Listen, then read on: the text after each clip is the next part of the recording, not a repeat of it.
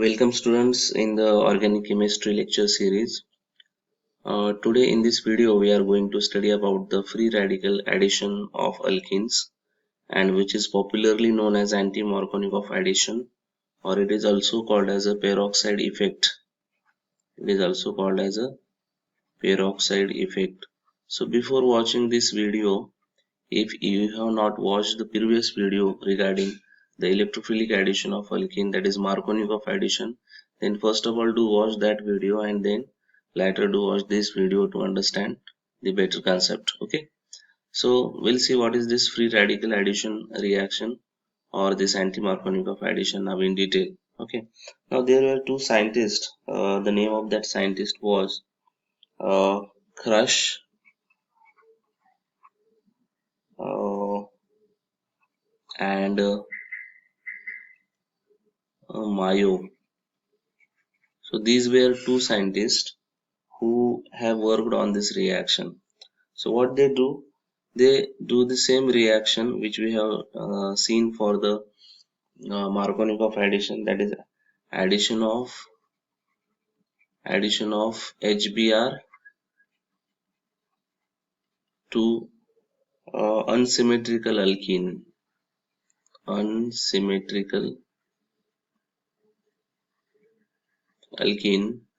They do this same reaction, but they do this reaction in presence of peroxide. That is the only difference. Addition of HBr to unsymmetrical alkene in presence of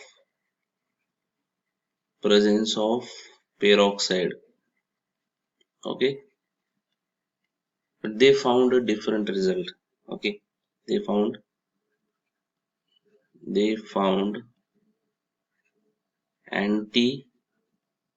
anti-Markovnikov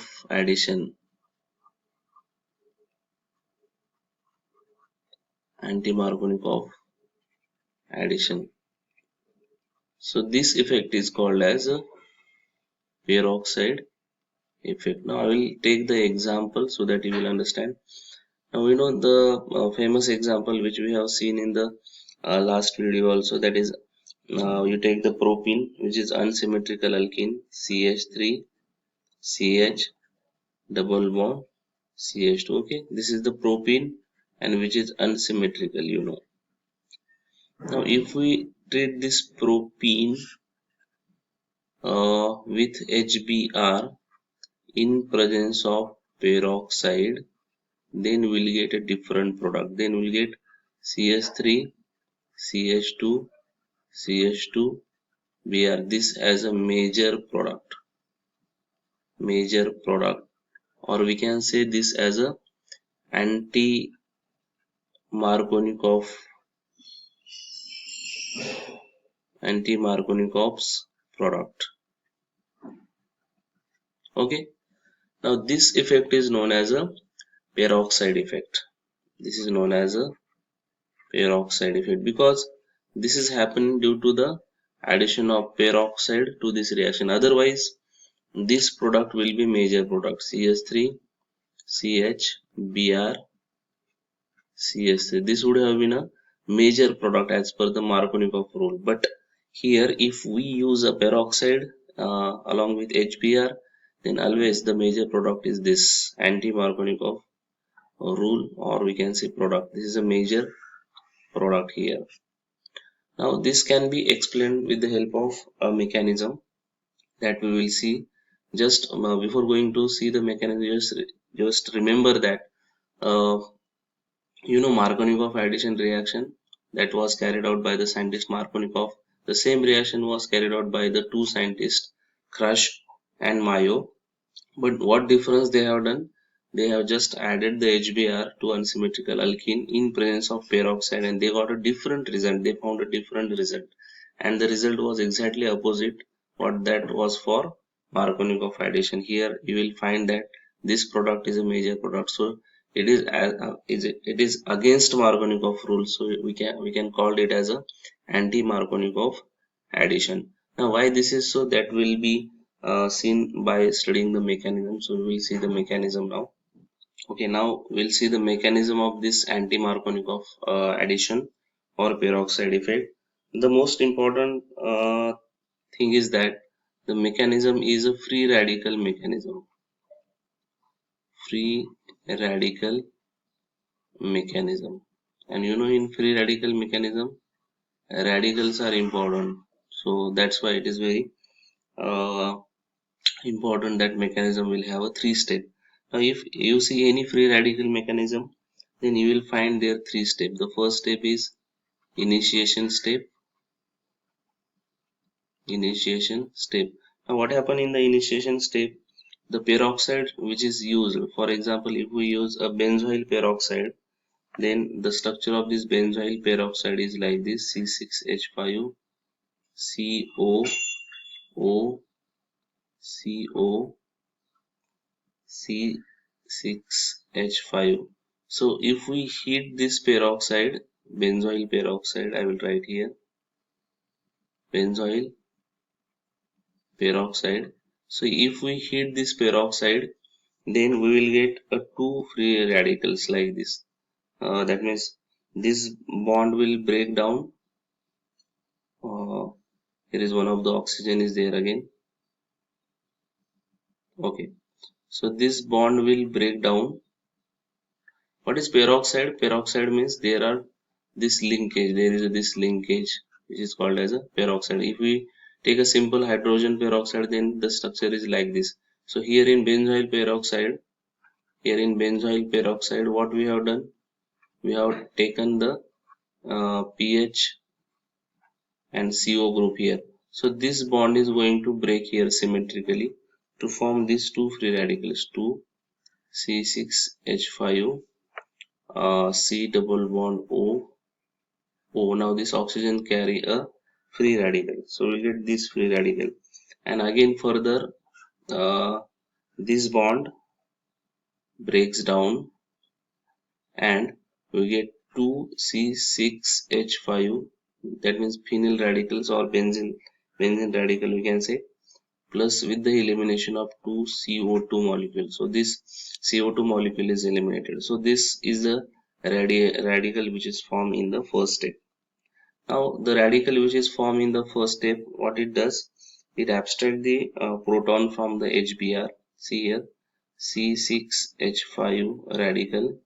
Okay, so it will abstract the proton of this HBr in this way, and there is a formation of C6H6 with the elimination of Br radical. Okay, so this is the initiation step. So what happened in the initiation step? The peroxide which is used, is heated, and it forms a radical. Which radical? Phenyl radical, C6H5 radical, and that phenyl radical abstract the proton of HBr to form benzene plus this Br radical, bromine radical. Now second step is the propagation step. What happened in this propagation step? The Br radical which is formed here, that Br radical abstract the proton from the starting material. Now what is starting material? Starting material is CH3 CH double bond CH2. Okay, and if we treat this with Br radical, then what happen? There is a formation of two types of intermediate. So if this bromine radical attached to this carbon, then we'll get this intermediate CH3 CH CH2 Br. Now here there is a free radical, and if this bromine attaches to this carbon, then we'll get CH3 CH Br CH2, this intermediate. Now you see here, if we study the stability of free radicals, then we know the order. Tertiary free radical is more stable than secondary, secondary is more stable than primary. Now you see, this is a primary free radical, this is primary free radical, this is a secondary free radical. So this is the more stable free radical, and that's why this intermediate further reacts with HBr. This will abstract the proton here, and there is a formation of CH3 CH2 CH2 Br product. which is the most stable product along with elimination of this Br radical. Here also same thing happens, CH3 CH Br CH3 plus Br radical. So what happened in the propagation step? See, I will explain once again. The Br bromine radical which is generated in the initiation step, that Br radical reacts with our starting material, that is a propene. Now there are two possibilities, either this Br radical attached to this carbon or this carbon. So depending upon that we get two intermediate, and we know that the tertiary free radical is more stable than secondary free radical. Secondary free radical is more stable than primary free radical. So you will find here that this free radical, secondary free radical, is more stable as compared to this. So when this free radical again reacts with HBr, there is a formation of our product, that is CH3 CH2 CH2 Br with the elimination of Br radical. Here also this product is formed, but this is a very minor product and this is a major product. So you will find that the reaction is against Markovnikov rule. That's why this is called as anti-Markovnikov addition. Okay. Now in third step we have to terminate our reaction. Okay. In any free radical mechanism we will find these three steps: initiation, propagation, termination. In initiation the free radical is generated which is going to react. In propagation, that initiated free radical reacts with our main starting material, and in termination we have to stop the reaction. That's why whatever free radicals available there, that we have to close. So what happens, see, in termination step, this CH3 CH CH2 Br, this is the intermediate here, right? So if this intermediate again reacts with bromine radical, then there is a formation of CH3 CH Br CH2 Br. Now in the surrounding there is a no free radical available, and hence the reaction is stopped here. So this is all about the free radical mechanism of this anti-Markovnikov addition, and from that you will easily understood how the anti-Markovnikov product is generated. Okay, so this is all about the anti-Markovnikov addition. Okay, so finally we will see summary what we have seen in this video. So in summary, the two scientists Crash and Mayo, okay, they carried out the Markovnikov reaction in presence of peroxide. Okay, in presence of peroxide, and they found the different results in presence of peroxide, and they got the anti-Markovnikov addition. They got the anti-Markovnikov product. So this can be explained by a free radical mechanism. Free radical mechanism. This free radical was made up of three steps. Okay, initiation, then propagation, and then termination. Okay, so why the anti-Markovnikov product is generated, that is explained by this free radical, and this is called as anti-Markovnikov addition. Anti-Markovnikov's addition, or it is also known as a peroxide effect. Remember, peroxide effect. So this is all about the anti-Markovnikov addition or peroxide effect. So that is sufficient for today's video. In the next video we will meet with a different concept of the reactions of alkenes. So for today we will stop here. Have a nice day. Thank you.